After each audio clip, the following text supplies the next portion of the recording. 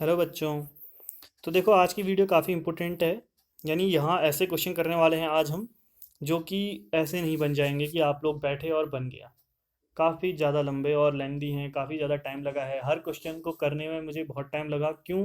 क्योंकि मैंने हर क्वेश्चन को किया और देखा कि बहुत सारे क्वेश्चनों में मैं कर रहा था तो लॉन्ग मेथड जा रही थी, यानी थोड़ा टफ हो जा रहा था। तो मैंने फिर उसको कट किया और फिर इजी मेथड को दोबारा से अपनाया और सबसे इजी और जितना छोटा हो सकता है उतना छोटा किया। आप इन क्वेश्चनों को दोबारा ढूंढना नेट में या कहीं पूछना, तो आपको जब ये बताएंगे तो देखना कि कितनी लंबी मेथड होगी, समझ में ही नहीं आएगा। तो मैंने सबसे छोटी और सबसे इजी मेथड से कराया है, ठीक है।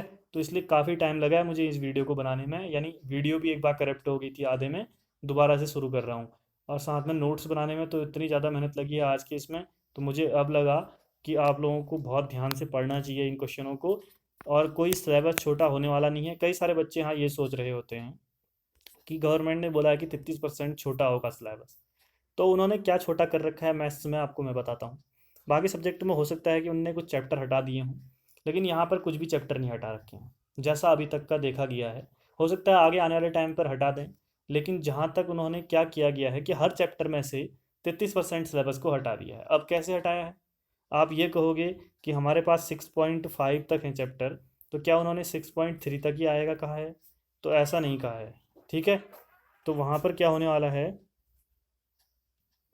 तो वहाँ पर ये होने वाला है कि जो चैप्टर आपका है वो पूरे के पूरे आएंगे, 6.5 भी आएगा, विविध हर जगह से आएगा। लेकिन क्या होगा कि कुछ टफ टाइप के क्वेश्चन हटा देंगे कह रहे हैं। अब पता नहीं वो किसको टफ मान ले किसको इजी मान ले, कुछ क्वेश्चनों को नहीं देंगे कह रहे हैं। अब पता नहीं कैसे नहीं देंगे, मुझे ये समझ में नहीं आया, क्योंकि मैंने जब सीबीएसई में जो चेंज हुआ है सिलेबस, वहाँ पर भी सारे चैप्टर लिखे हैं, पूरे 13 के 13 चैप्टर लिखे हैं। और उन्होंने बोला है कि फर्स्ट चैप्टर में टॉपिक लिखे हैं, यही आएंगे यही आएंगे। तो अब टॉपिक अगर देखें तो इनको अगर मिला रहा हूँ तो मैं देख रहा हूँ कि पूरा का पूरा चैप्टर ही है, जितना पहले था उतना ही है अभी भी। तो कुछ ऐसा चेंज कुछ दिख नहीं रहा है। तो आप लोगों के में भी ऐसा ही कुछ होने वाला है फिर, कहने का मीन्स, ठीक है। तो इसलिए 13 के 13 चैप्टर पढ़ने हैं और पूरे क्वेश्चन पढ़ के जाना है। अगर आधे पढ़ के जाओगे तो हो सकता है कि वो आधे जो आप पढ़ के जा रहे हो वो गवर्नमेंट को लगे कि हमने हटा दिए हैं और टफ वाले दे दें। तो इसलिए हर एक क्वेश्चन पढ़ना, और ये मत सोचना कि हमारा सिलेबस छोटा होने वाला है। ये मैं आप लोगों को बता देता हूँ पहले से, 10th क्लास 12th क्लास दोनों के लिए है। कहीं पर कुछ छोटा नहीं होने वाला है, सिलेबस जैसा है वैसा का वैसा ही रहेगा। पेपर वैसे की वैसे ही होंगे, और कभी भी बोर्ड के पेपर कैंसिल नहीं होंगे। ये मत सोचना कि पूरा ईयर जीरो हो जाएगा, कि आप लोगों को ऐसे ही पास कर दिया जाएगा, आगे बढ़ा दिया जाएगा। ऐसा बिल्कुल भी नहीं होने वाला है। पूरे एग्जाम होंगे बोर्ड के, जैसे बोर्ड में होते हैं सेम एग्जाम होंगे, सेम तरीका होगा। बस वो कह देंगे कि आपके लिए सिलेबस छोटा कर दिया है, और जब आप सिलेबस देखने जाओगे तो सारे चैप्टर मिलेंगे, ठीक है। अब वही कन्फ्यूजन में है कि क्या करें करके, किसी चैप्टर को भी हटाने वाले नहीं हैं। तो पूरे पढ़ने हैं, इसलिए स्पीड जो है वो आने वाले कुछ वीडियोस के बाद, जैसे ही हम 7th चैप्टर स्टार्ट करेंगे नेक्स्ट वीक से, तो आपका इस वीक में ये कंप्लीट हो जाएगा। तो आपका क्या होगा कि 7th चैप्टर जब स्टार्ट होगा तो वहाँ से स्पीड बढ़ेगी, यानी वीडियो लंबी आएंगी और ज़्यादा चीज़ें होंगी उनमें, ठीक है। तो ये चीज़ें मैं करने वाला हूँ 12th क्लास के लिए। तो चलो फिर स्टार्ट करते हैं, आज काफ़ी लंबी वीडियो होने वाली है वैसे भी। पहला कह रहा है दीर्घवृत्त। दीर्घवृत्त यानी इंग्लिश वालों के लिए इलिप्स। इलिप्स आपको दिया है, आप जानते हो कि इलिप्स के बारे में, ये होता है इस तरह से, ठीक है। तो ये हो गया। उसमें कह रहा है कि एक समद्विबाहु त्रिभुज बना रहे हैं हम लोग, उसके अंदर यानी एक आइसोसेलेस ट्राइंगल बना रहे हैं जिसका महत्तम क्षेत्रफल हो, यानी मैक्सिमम एरिया हो जिसका। तो और कह रहा है कि उसका शीर्ष जो है, जो हमारे पास ये समद्विबाहु त्रिभुज है, इसका शीर्ष यानी इसका वर्टेक्स, इसका ये जैसे ये हो गया शीर्ष, ये वाला हिस्सा, ये वर्टेक्स जो है वो दीर्घ अक्ष पर एक सिरा है। दीर्घ अक्ष मतलब मेजर एक्सेज। तो आप लोगों को पता होगा कि ये होता है हमारा इलिप्स। ये लंबी वाली जो एक्सेज है ये होती है आपकी दीर्घ अक्ष यानी मेजर एक्सेज। इस पर इसके किसी कोने पर, या तो इधर वाले कोने पर या इधर वाले कोने पर, एक क्या है, जो वर्टेक्स है किसका, समद्विबाहु त्रिभुज का एक क्या है, शीर्ष है। तो हम ऐसे बना लेंगे कि ये यहाँ पर हमने ऐसे एक हमने त्रिभुज बना दिया बीच में, ठीक है। दिख रहा होगा सभी को, ये बना दिया बीच में इसके। तो ये एक त्रिभुज है, इसका क्षेत्रफल यानी इसका एरिया जो है वो मैक्सिमम दिखाना है हमें, ठीक है। बस इतना सा काम है, ये आपको एक क्वेश्चन दी। अब इस क्वेश्चन को जरा ढूंढना और खुद देखना, इंग्लिश वालों के लिए यहाँ पर है। आप लोग, मैं हिंदी वालों में ही इंग्लिश वालों को समझा दे रहा हूँ तो समझ में आ रहा होगा मेरे ख्याल से। बाकी क्वेश्चन देखते हैं कि ये रहा हमारा डायग्राम। अब मैंने देखो ये बी, ये वाली एक्सेज आपको पता है कि क्वेश्चन दिया है x square upon a square plus y square upon b square equal to 1। तो एक्स वाली एक्सेज में ए होती है लेंथ और ये बी होती है। यानी आपको मैं बताऊँ तो ये वाली जो पॉइंट है ये a,0 होता है, ये -a,0 होता है, ये वाला 0,b होता है, और ये वाला पॉइंट 0,-b होता है। तो हमको ज़रूरत है सिर्फ ट्राइंगल के इन तीनों की, तो ये तो a,0 हमको मिल गया है। ठीक है, उसके बाद बाकियों की बात करते हैं। अगर मैं इसको x मान लूँ, x y के फॉर्म में ए वाले पॉइंट को, तो आप देख रहे होगे ये कौन सा वाला है, ये यहाँ की ओर को गया है तो नेगेटिव एक्सेज में गया है तो -x आएगा, और ऊपर y प्लस में गया है तो y प्लस में आएगा। लेकिन जब आप इस पर जाओगे तो आप देखोगे कि x भी नेगेटिव एक्सेज में गया है, y भी नेगेटिव में गया है, तो -x से -y होगा इस बिंदु के निर्देशांक। तीनों बिंदुओं के निर्देशांक मिल गए हैं ए, बी और सी। आपको त्रिभुज का क्षेत्रफल, इसको मैक्सिमम दिखाना है, एरिया ऑफ ट्राइंगल। तो हमने त्रिभुज के क्षेत्रफल को a इक्वल टू 1/2 ये वाला फॉर्मूला लगा दिया, x1 y2 minus y3 plus x2 y3 minus y1 plus x3 या y1 माइनस y2। कहाँ था ये? आपका था ये कोऑर्डिनेट एक्सेस, यानी जो आपका कक्षा 10 में एक चैप्टर होता है वहाँ पर ट्राइंगल होता था त्रिभुज का क्षेत्रफल, वहाँ पर मॉड होता था, अंदर कोई नेगेटिव वाली चीज़ आएगी तो ये उसको पॉजिटिव बना देगा, ये ऐसे करके। ठीक है, अब आगे हमने इनकी जगह वैल्यू रखी, फिर ये x1 y1 x2 y2 x3 y3 रखे, सॉल्व किया। सॉल्व करने के बाद ऐसा आया, इसमें से -2 कॉमन लिया, और जब मॉड हटा तो ये +2 हो गया, फिर ये 2 कट गए तो एरिया आ गया एक्स वाई प्लस ए वाई। अब देखो x, ये a जो है ना, ये x और y दोनों का फलन है, तो हम क्या करते हैं ना, एक एक चीज़ x या y की में से किसी एक का मान निकाल के यहाँ रखते हैं। कहाँ से? जो क्वेश्चन में हमको दिया गया था ये। तो मैंने इससे y निकाला। कैसे निकाला? ये रहा y square upon b square, इसको इधर भेज दिया, इधर एलसीएम ले लिया, और बी स्क्वायर को भी इधर भेज दिया ऊपर आगे पर। फिर हमने वाई निकाला तो बी और ए तो बाहर आ गई है, बी अपॉन ए, ये चीज़ अंडर रूट में चली गई। अब इस वाई के मान को हम यहाँ रखेंगे। कैसे रखेंगे? यहाँ भी पहले हमने वाई कॉमन ले लिया और एक्स प्लस ए, वाई की जगह अब रख दिया यहाँ पर मान, ये आ गया हमारा समीकरण। अब ए जो है ना, ये एक्स का ही फलन है, सब जगह एक्स ही है। ए और बी तो क्या है? अचर है। अब आप कर सकते हो, ए डैश एक्स निकालोगे, बी अपॉन ए बाहर आ गया।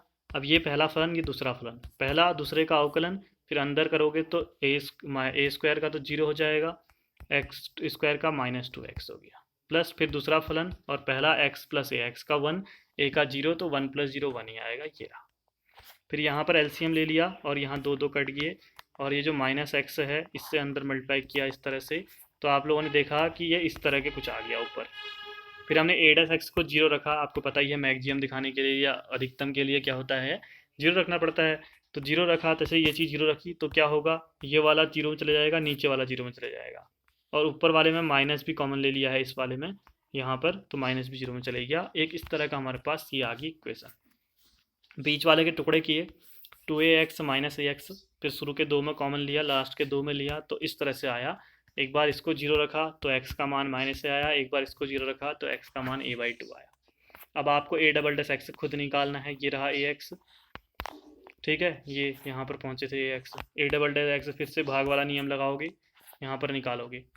ठीक है, और उसके बाद उसमें x की जगह एक बार -a रखोगे, क्योंकि x के 2 मान आए हैं, और x की जगह a/2 रखोगे। तो जब -a रखोगे तो वो ग्रेटर देन 0 आएगा, धनात्मक आएगा, यानी निम्नतम क्षेत्रफल होगा। निम्नतम हो नहीं सकता, यानी ये नहीं होगा।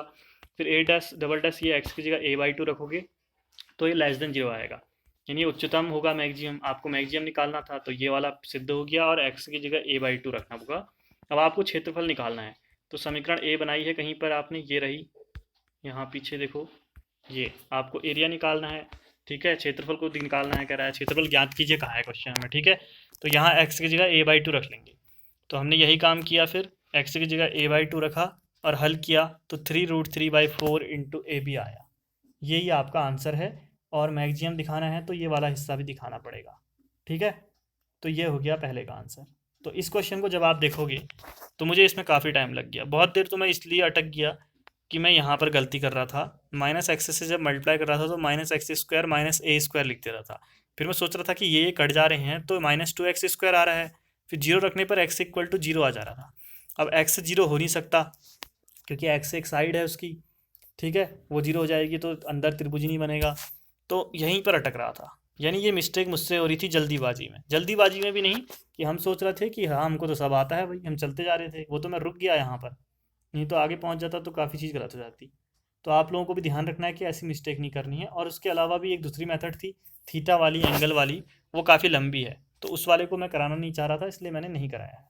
ठीक है, चलिए फिर आगे बढ़ते हैं 9th क्वेश्चन पर।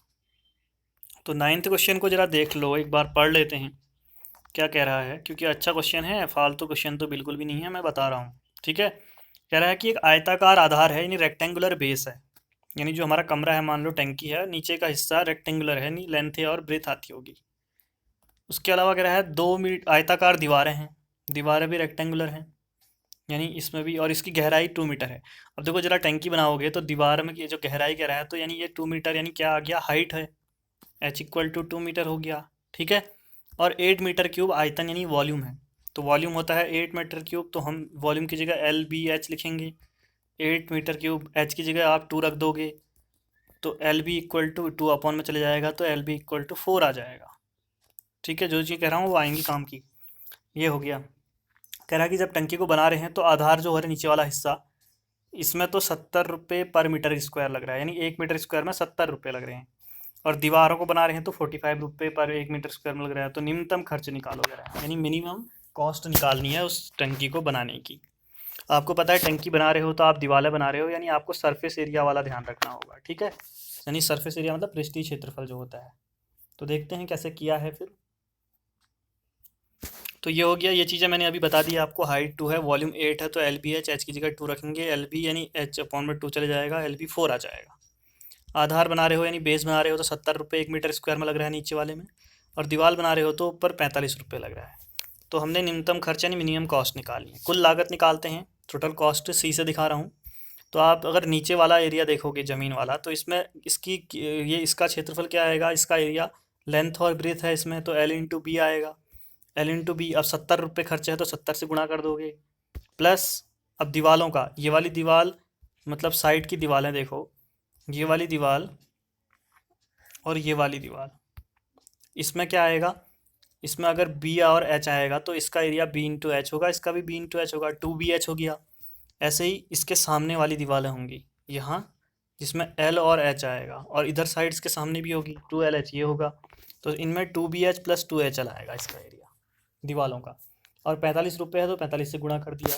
फिर उसके बाद हमने H की जगह 2 रख दिया यहाँ, देखो हर जगह, और ये इस तरह का बन गया, और LB की जगह यहाँ पर 4 रख दिया, क्योंकि अभी निकाला है LB ये।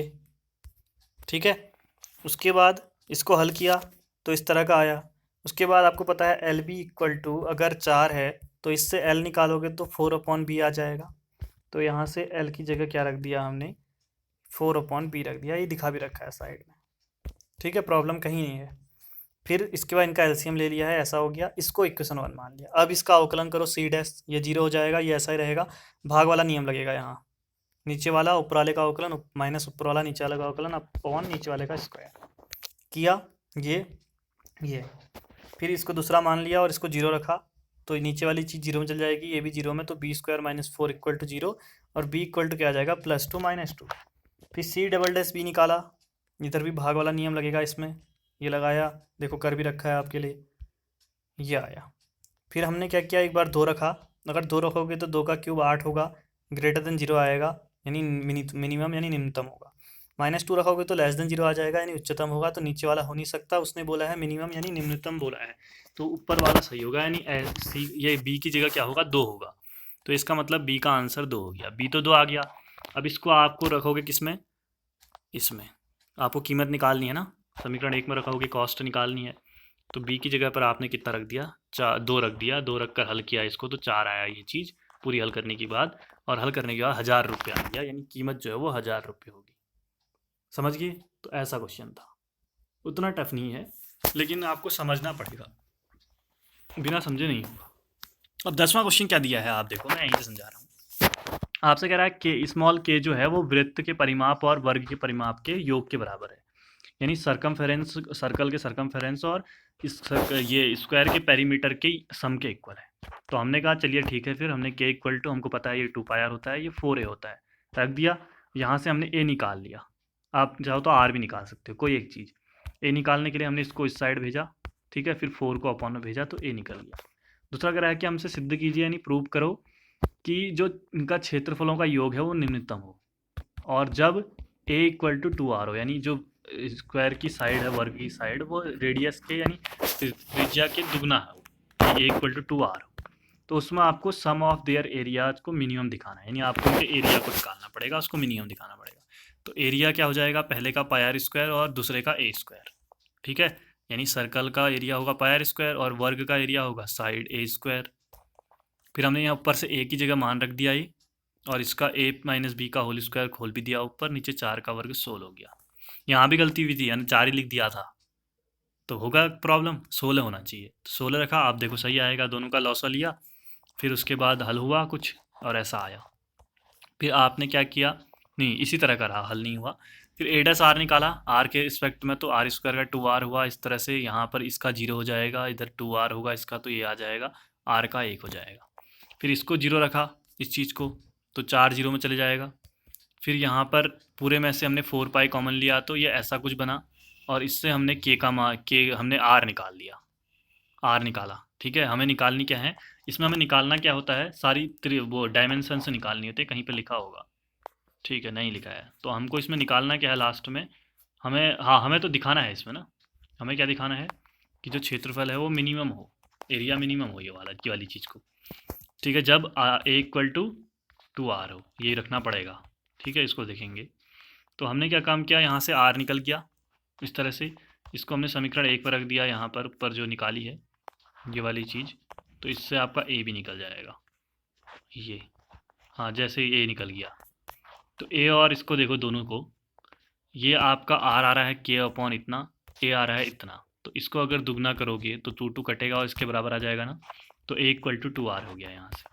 और a डबल डैश r निकालोगे आप, करना इसको ग्रेटर देन 0 आएगा, नहीं मिनिमम आएगा, दोनों चीज़ें हो गई, यानी क्षेत्रफल जो है वो मिनिमम हो गया, और वो a इक्वल टू 2r पर, दोनों चीज़ निकाली ना, तो ये हो गया हमारा, ऐसे करना है। अगला क्वेश्चन 11वां, ये भी इंपॉर्टेंट है। इसमें कह रहा है कि एक खिड़की बनाई है, वो एक यहाँ पर नीचे आपका रेक्टेंगल है, उसके ऊपर आधी क्या है, आधा एक क्या है, वृत्त है, यानी ऊपर सर्कल है। तो आपको सारी भुजाएं निकालनी है, डायमेंशन, यानी ये लेंथ और ब्रेथ निकालनी है, यानी इसका और इसका रेडियस निकालना है, 3 चीज़ें निकालनी है। आपको कह रहा है कि टोटल जो पेरीमीटर है, यानी टोटल परिमाप है इसका, वो 10 है, ठीक है। तो हमने कहा, और दूसरा हमने जब इसको बनाया तो हमने देखा कि एल जो है ये आर और आर इन 2r के इक्वल होगा। एक चीज़ हमको डायग्राम बनाते दिख गया ये, तो ये हो गई एक समीकरण। दूसरा संपूर्ण परिमाप कह रहा है, तो अब आप इसकी संपूर्ण लेंथ, यानी कौन सी लेंथ, ये ये बीच वाला नहीं, हाँ ये वाला नहीं, ध्यान रखना, सिर्फ इतना, ये वाला हिस्सा। तो कैसे निकलेगा, ये l हो गया, ये b और b 2b, l plus 2b, और ये कितना होगा, 2 पाई आर पूरा होता था, आधा पाई आर हो जाएगा, इक्वल टू 10। कई लोग यहाँ पर ये वाला भी जोड़ देते हैं बीच का, ये नहीं होगा। परिमाप मतलब अगर इसके चारों तरफ बाउंड्री करनी हो तो इतने में ही बाउंड्री करोगे ना, बीच में जाके थोड़ी करोगे बाउंड्री, यहीं पर गलती होती है सबसे, ठीक है। एक और लिख देते हैं, तो ये कर दिया हमने, और l की जगह 2r लिख दिया हमने यहाँ से। फिर हमने ये देखा कि एक b और r के रूप में आ रहे हैं, तो हमने कहा एक चीज़ निकाल लेते हैं। देखो पहली बार मैंने क्या निकाला, r निकाला, तो थोड़ा अजीब सा आ रहा था, अब ये r निकाल के अगर करता ना तो बहुत लंबा जाता। फिर मैंने क्या किया, यहाँ से b निकाला, तो 2b इक्वल टू सब उधर उधर भेजे, b निकाला, ऐसा आया। अब इसका यूज अच्छे से होगा। फिर हमने खिड़की का क्षेत्रफल देखा, तो क्षेत्रफल में एल बी हो जाएगा, नीचे वाले इसका लेंथ इंटू ब्रेथ हो जाएगा इसका, और इसका हो जाएगा पाई आर स्क्वायर होता था पूरे का, तो पाई आर स्क्वायर अपॉन 2, तो पाई आर स्क्वायर अपॉन 2 हो गया। एल की जगह हमने फिर से 2r रख दिया, और बी की जगह हमने ये रख दिया जो ऊपर निकाला है, ये वाली चीज़ इतनी बड़ी, ये बी की जगह रख दिया ये। अब देखो पूरा आर का बन गया, अंदर गुणा किया तो ये, और फिर इसके बाद इसको हल किया थोड़ा सा, इन दोनों को, लास्ट के दो को, तो ये 1 पाई आर स्क्वायर और ये 1/2 हो जाएंगे, 1/2 इस तरह से आ गया, ये ए आर आ गया। ए डस आर निकाला, इसका अवकलन किया आर के सापेक्ष, इसको 0 रख दिया, तो यहाँ से आर निकल जाएगा, ऐसे आर निकल गया। तो अब आपको सारी साइडें निकालनी थी, इसको कहाँ रखोगे, एक बार इसमें रखो समीकरण 1 में, और एक बार निकलो 2 में, यहाँ से एल आ जाएगा, यहाँ से बी आ जाएगा। तो समीकरण 1 में रखा एल इक्वल टू 2r, तो 2 से मल्टीप्लाई किया, ये आ गया। समीकरण 2 में रखा और इसको हल किया हमने, आगे जाते जाते तो 10/π+4 आ गया, तीनों आंसर आ गए। दूसरा ए डबल डैश आर निकाला, ये आया उसका हल करने पर, ये लेस देन 0 है, देखो ऋणात्मक आ रहा है, तो अधिकतम होगा, यानी जो क्षेत्रफल है वो अधिकतम होगा। और तीनों चीज़ें भी आ गई, तीनों आंसर होंगे, एल बी और आर। तो इतना सा था। गलती कहाँ पर होती है मैंने बता दिया आप लोगों को, ये भी जोड़ देते हैं यहाँ पर, ये जुड़ेगा नहीं, क्योंकि आपको जब क्या कह रहा है सरकमफेरेंस, तो फिर ये चारों तरफ बाउंड्री करने से मतलब है, बीच वाले से नहीं। ठीक है, ये हो गया। 12वें क्वेश्चन पे चलते हैं। 12वां क्वेश्चन और अच्छा कह रहा है कि आपको एक कह रहा है कि एक ट्रायंगल दिया है और उसमें कह रहा है जो कर्ण की लंबाई है वो इतनी निकालनी है ए की पावर, और उसने एक चीज़ और दी है कि बाकी साइडों से, यानी यहाँ से जब यहाँ कर्ण पर आप लाइन खींच रहे हो और यहाँ से, तो पहला ए है और दूसरा बी है। अब ये डायग्राम हमने खुद बनाया है अपने आप, ये ध्यान रखना पड़ेगा, और हमने इसको थीटा लिया है, ये अपने मन से लिया है, बाकी सब दिया था। ठीक है, तो आपको निकालना क्या है, हाइपोटेन्यूज की लेंथ, यानी ये निकालना है। तो ए पी निकाल लेंगे और पी सी निकाल लेंगे, तो फिर जोड़ लेंगे। तो थीटा ये लिया है हमने, तो ऊपर इस वाले ट्राइंगल में ए एम पी, ऊपर के ट्राइंगल में ये जो ट्राइंगल दिख रहा है इसमें हम लोग लगाएंगे क्या, टेन थीटा, यानी टेन थीटा से नहीं कॉस थीटा लगाएंगे, तो आधार बट्टे कर्ण होगा, वैल्यू रख देंगे। तो ए पी जो है वो ए सेक थीटा आ गया। ऐसे नीचे वाले इसमें हम साइन थीटा लगाएंगे, साइन थीटा लगाने से क्या आ गया, बी कॉसेक थीटा आ गया पी सी, ये वाली लेंथ। तो अब कर्ण की लंबाई A P plus P C दोनों को ऐड कर लेंगे, तो ये लेंथ को एल से दिखाया है, A P plus P C दोनों ऐड हो गए। अब हमने एल डेस थीटा निकाला, तो सेक थीटा का सेक थीटा टेन थीटा होता है, रख दिया, और कॉसेक थीटा का माइनस कॉसेक कॉट होता है, माइनस ये है कॉसेक कॉट ये है। ठीक है, अब इसको हमने जीरो रखा एल डेस थीटा को, फिर इसको इस साइड भेज दिया ऋणात्मक था, तो इस साइड चले गया ये हो गया। ए अपॉन बी निकाला, ये ऐसा आया। फिर हमने सभी की वैल्यू रखी, इसको वन अपॉन कॉस रखा, इसको cos upon one upon sine रखा, इसको साइन कॉस अपॉन साइन रखा, इसको वन अपॉन कॉस, इसको साइन अपॉन कॉस। फिर ये नीचे वाले सारे सबसे ऊपर जाएंगे ये इसके साथ, तो cos cube theta upon sine cube theta आएगा, जो कि कॉट ऑफ क्यूब थीटा हो जाएगा। कॉट थीटा यहाँ से निकल जाएगा, ये पावर 1/3 हो जाएगी इस साइड जाके। टेन थीटा निकालोगे तो इसका उल्टा होगा, ए बट्टा बी है तो बी बट्टा ए की घात 1/3 होगा। फिर आपको क्या निकालना है, आपको तो निकालना है साइड में रखना, इसमें रखना है ना कर्ण वाले में, इसमें तो सेक थीटा और कॉसेक थीटा चाहिए। तो सेक थीटा और कॉसेक थीटा कैसे निकलेगा, सेक थीटा का formula tan square theta plus 1 equal to sec square theta होता है, तो यहाँ रखा। तो फिर सेक स्क्वायर थीटा निकालना है आपने, टेन स्क्वायर थीटा की जगह ये रख दिया, बी टेन स्क्वायर थीटा की ये होता है स्क्वायर है, तो 1/3 की घात 2 होगा, तो 2/3 हो जाएगा घात। ठीक है, फिर हमने यहाँ पर इसको अलग अलग कर दिया, बी की घात 2/3 बट्टे ए की घात 2/3 प्लस 1, एलसीएम लिया, तो एलसीएम ये आया। फिर आपको सेक थीटा निकालना है, तो 2 जो है स्क्वायर अंडर रूट में चल जाएगा, यहाँ तो अंडर रूट हो जाएगा, नीचे वाले में इसकी घात 2/3 हो जाएगी। ठीक है, ये हो गया नीचे, मतलब 2/3 है, एक की घात 2/3 है, तो बाहर 1/2 आएगा, तो 2 कट जाएगा, तो 1/3 बचेगा। सेक थीटा आ गया, कॉसेक का होता है ये फॉर्मूला, कॉट निकाला है ये, इधर भी एलसीएम लेंगे और फिर इधर भी कॉसेक निकालोगे तो अंडर रूट जाएगा, यहाँ 1/3 हो जाएगा। अब आपको वही उसी में रख दो समीकरण एक में दोनों की जगह, तो एक की जगह ये रखा हमने और एक की जगह ये रखा हमने। उसके बाद हमने क्या किया कि ये जो है ये ऊपर वाला, ये तो दोनों में सेम है, ये कॉमन आ रहा है, ये ले लिया, तो अंदर ए अपॉन ए की घात 1/3 बचा, बी अपॉन बी की घात 1/3। अब ये ए की घात एक को नीचे ले जाओगे तो 1/3 माइनस 1 होगा, तो -2/3, यहाँ भी बी की घात -2/3। ऊपर ले आओगे तो ये पॉजिटिव हो जाएंगे। अब देखो इसकी पावर 1/2 है और इसी की पावर 1 है, तो घाता आपस में जुड़ जाएंगी, तो ये 3/2 आ जाएगा। ये आपको निकालना था, ये सिद्ध हो गया। एल डबल जब थीटा निकालोगे तो ग्रेटर देन 0 आएगा, तो आप कह सकते हो कि न्यूनतम है यानी मिनिमम है। ठीक है, तो ऐसे क्वेश्चन है, अब समझे। तो ये हो गया कहाँ तक के क्वेश्चन, 12वें तक के। 13वां क्वेश्चन देखते हैं। 13वां क्वेश्चन क्या कह रहा है, 13वां क्वेश्चन कह रहा है आपसे बिंदु निकालो, एफ एक्स इक्वल टू ये दिया गया है, स्थानीय उच्चतम बिंदु स्थानीय निम्नतम नत परिवर्तन बिंदु निकालो। बहुत आसान सा है, ये टफ नहीं है, ये शुरुआत में हमने किए थे सब वहाँ क्या रहे हैं। एफ एक्स से एफ डेस एक्स निकाला, गुणा वाला नियम, पहला दूसरे का अवकलन, दूसरा पहले का अवकलन। ठीक है, फिर जो कॉमन आ रहा था कॉमन ले लिया, अंदर वाले को अंदर हल किया, तो ये इस तरह का आ गया। अब इसको जब 0 रखोगे एफ डेस एक्स को, तो एक्स इक्वल टू -1 इससे आएगा, एक्स इक्वल टू 2 इससे आएगा, और इससे एक्स इक्वल टू 2/7 आएगा। अब तीनों पर x इक्वल टू -1 पर जब आपको देखो यहाँ स्थानीय न्यूनतम स्थानीय उच्चतम की बात है, तो वहाँ पर नियर x इक्वल टू 1 -1 यानी उसके निकट जाते हैं, उससे थोड़ा पीछे और उससे थोड़ा आगे। तो हम यही किए, हमने जब x इक्वल टू -1, तो -1 से थोड़ा पीछे -1.1 होता है, उससे थोड़ा आगे -0.9 होता है।